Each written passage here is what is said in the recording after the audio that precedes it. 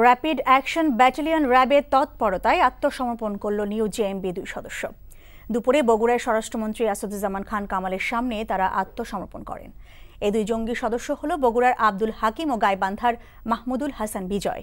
এদের মধ্যে হাকিম ঢাকার গুলশানের হলি আর্টিজান রেস্তোরাঁর হামলার ঘটনায় নিহত জঙ্গি খায়রুলের ঘনিষ্ঠ সহচর ছিল বলে জানান স্বরাষ্ট্রমন্ত্রী। তিনি জানান, আত্মসমর্পণ করা জঙ্গিদের পুনর্বাসনের জন্য সর্বোচ্চ সহায়তা দেবে সরকার। এদিকে এই দুই জঙ্গিকে আত্মসমর্পণের জন্য নগদ 5 লাখ টাকা করে পুরস্কার দেওয়া হয়েছে। এছাড়া আত্মসমর্পণ করা জঙ্গিদের জামায়াত ইসলাম প্রশিক্ষণ দিয়েছে বলেও জানান স্বরাষ্ট্রমন্ত্রী।